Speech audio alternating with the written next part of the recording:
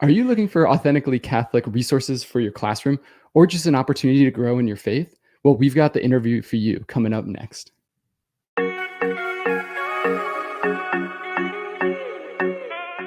Jose, welcome to the show. Hello. Hello. Thank you so much for having me, guys. It's great to meet you.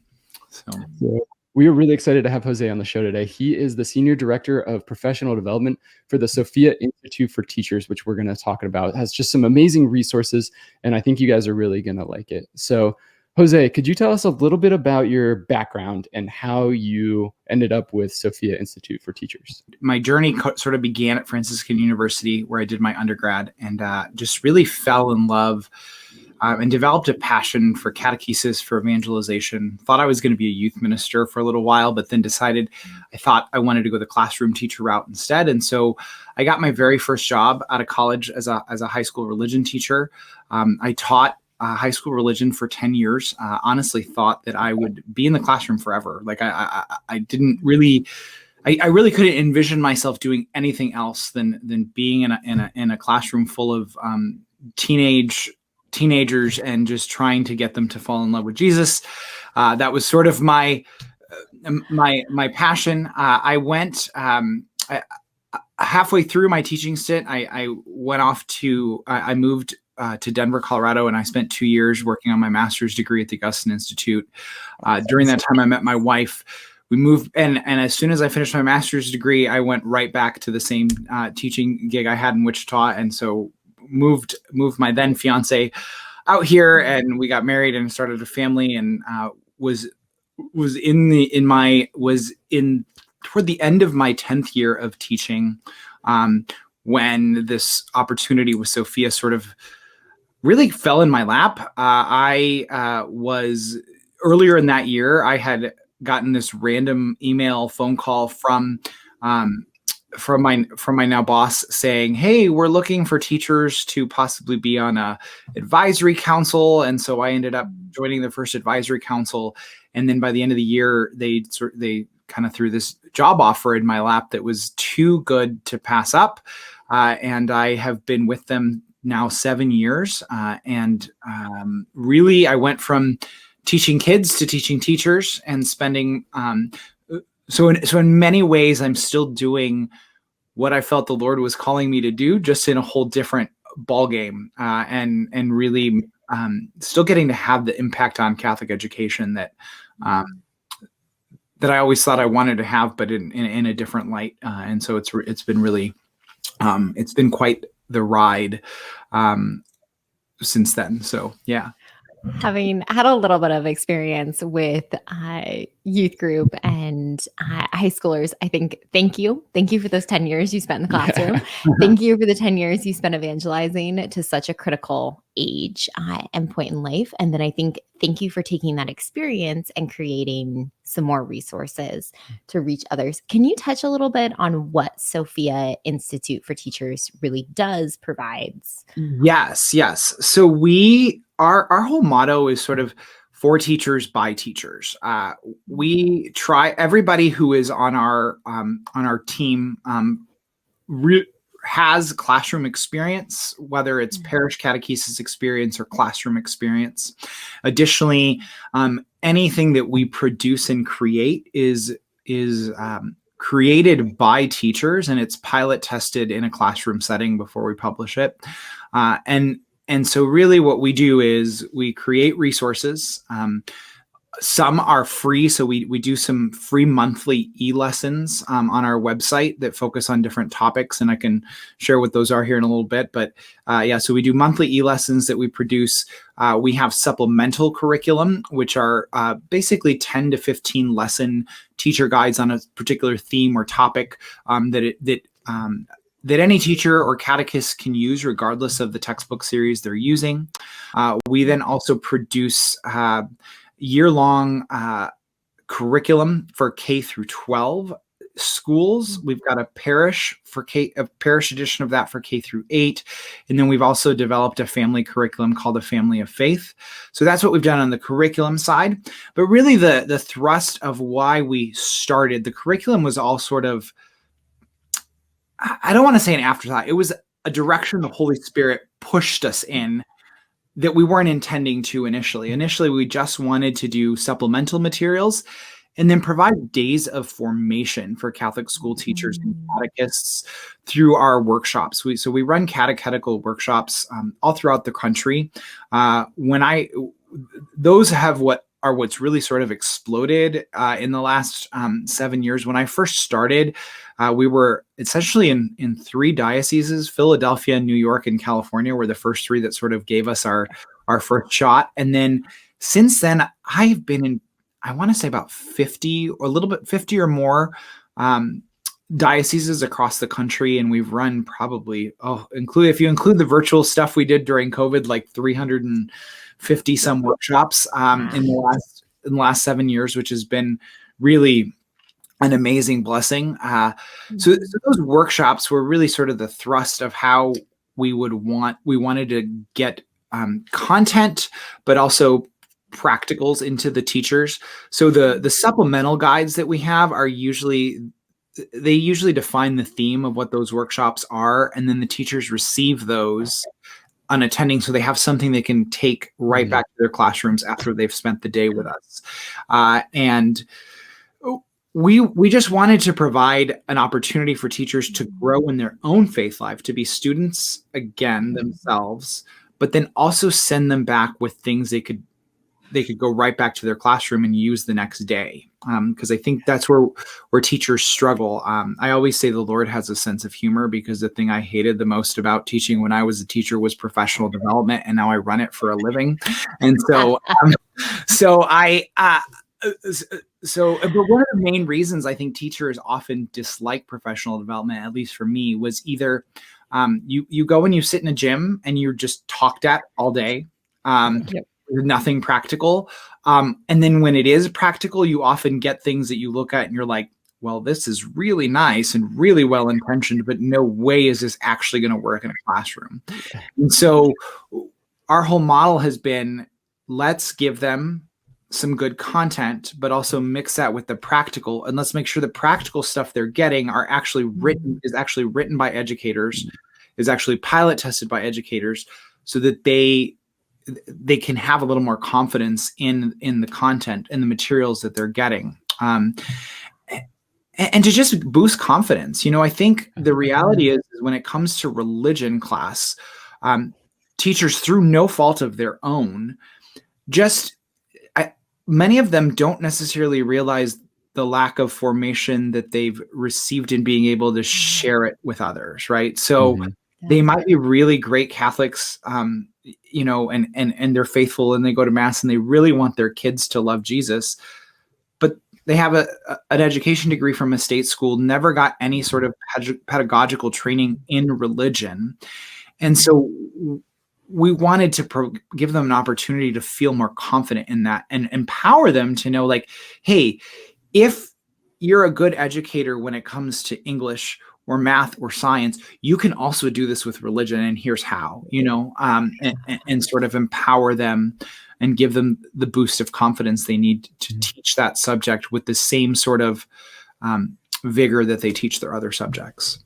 So I think that's a really good question for, to ask you, where, since you've been in the classroom for 10 years and now you're teaching teachers, how do you guys make it a religion class where they're in a classroom setting, they're learning religion, but you don't want it to be just another school activity that they do, or just another subject, right? Right. Like, learning religion is very different than learning math. Agreed. And so great, because there's a whole conversion of the heart that has to happen. So how do you guys work that in a classroom setting? It's not just another grade. Yeah, right. I don't know. So I think there's a huge balance that needs to be struck in that.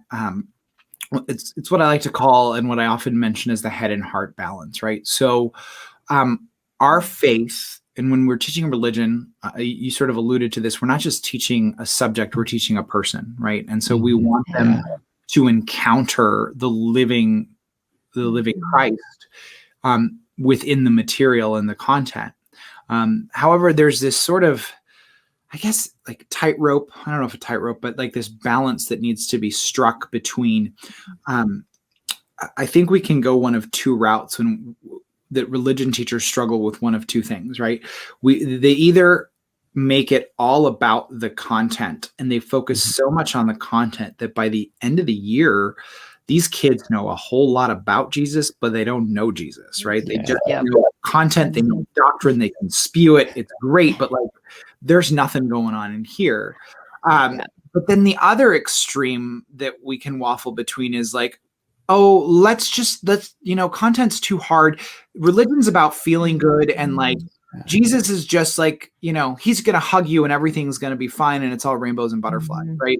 And I think there's this tension between offering our kids real substance, but also an authentic encounter. And so what I often like, what we really, and we try hard with this in our curriculum. I hope that we're successful. I'm sure that it also, it's a struggle for everybody of giving the students real content. We still have to give them like the fullness of the faith and the full content that's there. And our faith is rich and it can be hard and there can be a lot there. Right. But we have to find a way to give them the meat that also is like met with that encounter, with that changing of the heart, with that conversion. And what I often tell teachers is, we are never, that's part of the reason why we do the formation piece for the teachers, like the content piece. So I always present I always contract a theological or catechetical scholar that presents alongside me at these workshops, right? And I always tell the teachers, we're never going to write this perfect lesson that if you just teach it and do it as it's written, your kids are going to magically become saints, right? There's no we're never. So I want to copy. Yeah. We're never going to produce this amazing lesson. It's like if you just do this step by step, guaranteed sainthood for everybody that walks with you and teach this, right? But you as the teacher are the one, like the teachers have been entrusted by the Holy Spirit into the lives of these students to cooperate with the parents, to assist the parents in forming these young souls. And if you are not on fire, if they're not on fire, if you're not on fire, if you're not excited for your faith, if you don't love Jesus, if you don't exemplify that, then it doesn't matter what doctrine or content you teach, right? So really the key to getting the doctrine and the meat to come here is reliant upon, a lot of times I don't want to say 100% reliant because there's lots of other external factors, but a major factor is the person teaching the content. Like, has their heart been transformed, and do they have the ability to radiate Christ and bear witness to him in the way that the content is presented? So I think that that's a cool part about your professional development, just like reading over what you are offering and to almost like to frame it as a retreat and to say like, we're going to serve you a meal out of your dignity. And we're going to talk about your calling as a teacher, like how you are truly called by the Lord to do this and to fill that a little bit, because I think in the day-to-day evangelization is exhausting and it can often feel like a brick wall. And so when you're isolated in that process, to kind of step away and come back and to hear you say like, you matter and what you're teaching matters. And this is where God has called you. And if that gets to count as your continuing education, instead of like, my mom's a teacher and I just picture her late at night on her laptop, like taking some course at some university, like trying to check the box. If that can count towards your continuing education, like what a gift. Right. To teachers. I remember being just awestruck one time. I won't name the diocese, but I was in a diocese and we hadn't even started the day yet. It was they had just come in, they were like checking in, they were eating their breakfast, and they were I had a teacher calls me over and she looks at me and she goes, I know you haven't even started yet, but I can tell you this is the best professional development workshop I've ever been to, because A, you have an agenda and it tells me what we're doing, and B, you're actually feeding us food, like real food. Like there's scrambled eggs over there and not like wrapped up muffins. And I thought to myself, I said, thank you. I hope that, we can keep that feeling going as we start presenting. But in my head, I thought to myself, like, how sad, like we just get away with, and I know that there's money struggles in dioceses and it's not a lucrative business, but I think it hurts my heart when we can't provide meaningful professional development for our educators in an environment that really upholds their dignity, that feeds them well, like body, soul, and mind. I mean, I can't tell you how many either workshops I went to as a teacher that it was like, go get lunch on your own. And so you're, paying for your own money. And if we got lunch, it's like, here's a box lunch with like stale bread and, it's so sad to me that that's sort of the conditions we give our educators. And then we go, but you're doing it for Jesus, go, it hurts my heart, which is why, honestly, when Sophia sort of pitched the idea to me when I was first interviewing, I thought, okay, this is something I can get on board with. This is the type of PD I can really get on board with. So, well, I think about that as just kind of a parallel in the military, where really, I mean, these educators are on the front lines, fighting the battle for souls. And when we as the school or the parish or the diocese don't feed them, I mean, even physically feed them, or two, spiritually feed them, right? Like, we are just sending our soldiers out to battle without any tool. Yeah. Or provide them the tools that they need, they're available to be able to go do their job and fight this battle. Then essentially we're sending them out to the slaughter. And I don't know, maybe as a military officer, that kind of strikes a chord with me, where we are expecting these people to evangelize and catechize. Yep. Do both. Right. And but we as leaders need to equip them properly in all of those facets for them to be able to do that. Yeah. Right. And I think that's the hardest. I think that you hit the nail on the head, is that Catholic education, I think in an ideal world was meant to be a place and I want to be careful with my language. Catechesis and evangelization are ongoing, and they're part of the same kind of arm that's what the church teaches, what the documents teach us. But the reality is in an ideal world, Catholic schools should not have to work as hard at evangelization and harder. Their job should mainly be catechesis, because the evangelization in an ideal world should be happening in the home and in the parish. And so when they come to your Catholic classroom, right, you would think they would already have encountered the gospel, and you're just sort of filling in some gaps. But the reality is that's not the truth of the culture that we live in. And so you have kids sometimes, you could have a kid in a school, in a Catholic school, that's never even heard of Jesus at this point in some places, And so it really does become a very, it's a beautiful responsibility, and it's an amazing, I can't think of a more honorable, just vocation or calling, but it's also it's exhausting, right? It's very, the obstacles that our teachers are up against from the culture, sometimes from the parents of the kids that they teach. Now, granted, there's some great parents in general, but there are, it is a struggle when you've got oftentimes kids that go to Catholic school for the academics and not for the faith part, right? So thank you. Thank you for what you're doing. We are choosing right now to homeschool, but actively praying for teachers and actively aware of, I am so grateful, because these are the peers of my kids. They will be their long-term friends that are in the Catholic schools and in even the public, but they need that formation. They need that for this generation to have an encounter with Christ. And sadly, as you said, it's not always happening. And so we can have sacramentalized and not evangelized. And this reality that teachers are taking on, that incredibly challenging and Yeah. yet so rewarding. And so thank you for these resources. For our viewers, if they want to learn more, where are some places that they can check out? What else do you guys have going on at Well, Sophia? we have our website is sophiainstituteforteachers.org. That's sophiainstituteforteachers.org. We have lots of great resources there.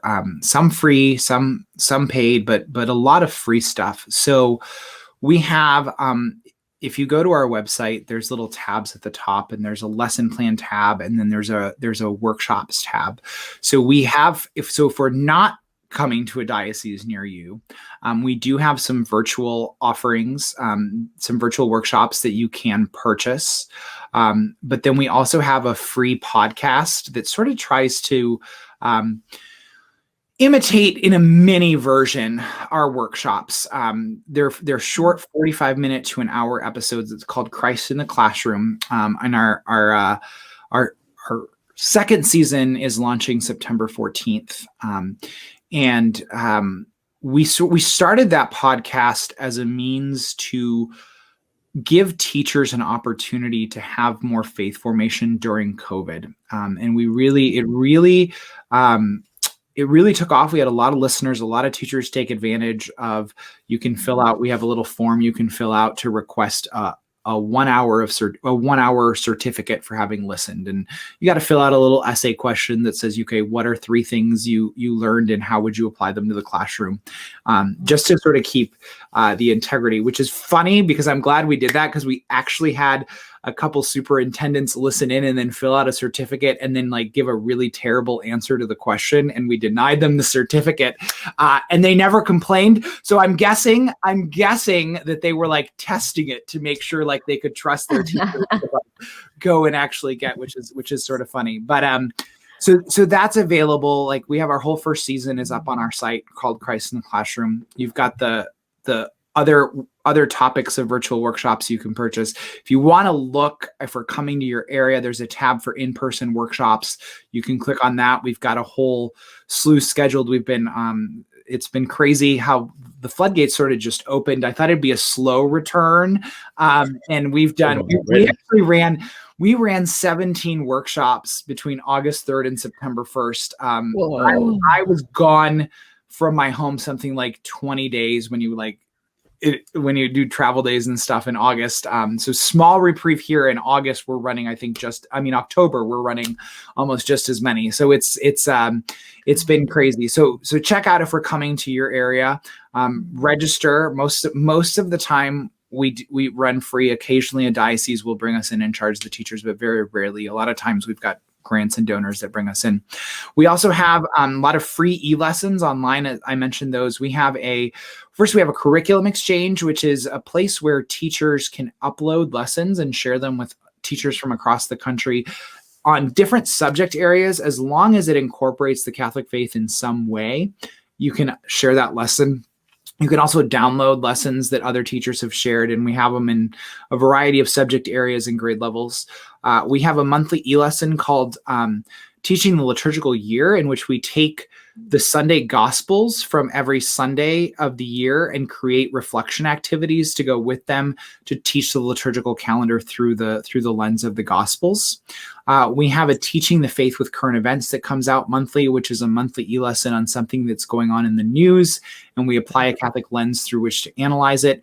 That and we try to make that one sort of a mix of like lighthearted and controversial, so it's not all doom and gloom all the time, so that's a mix there. And then we do we have a brand new one that called The Call of Beauty, and that's a monthly e-lesson that takes something beautiful and gives a sort of helps us see the beauty of the faith within the beautiful, whether it's intended to be Catholic or not. Because I always like to tell my educators, like, anything that is true, good, and beautiful is Catholic, whether the artist intends it to be or not, right? So so you might find a reflection on a piece of sacred art or music, or an excerpt from a poem, or a film clip, or something along those lines, just looking for things that are beautiful and how can we use beauty to teach the faith. So that's a brand new monthly e-lesson. We also have a Heavenly Hall of Fame, which is lessons on the saints for younger students. And so it's divided by month, and every month has at least one saint. Some months have 2 or 3, and we're hoping to sort of build that one up. And then if you haven't checked it out, we have a series of whiteboard animation videos called Sophia Sketchpad. And those are on the sacraments, 5 to 7 minutes long. One on the Eucharist, reconciliation, marriage, confirmation, and baptism are the 5 that we have available for that. And then, yeah, lots of other, there's a sacred art gallery on our site, lots of free resources on there for teachers that you can sort of take advantage of without ever having to purchase anything if you don't want. And yeah, so we're grateful for that. Yeah. Very cool. I know that's up on YouTube. We'll make sure to include all of the links down below in the description. And so if any of that specifically interested you, make sure to go down and click on those below. And thank you so much for joining us and for talking about this. And we pray that this is a resource that is really able to help our viewers and future generations. Yeah, thank you so much for having me. It was great. I really appreciate it. So for all of our listeners, check out the links in the description below, and we're praying for you guys until next time. God bless. God bless.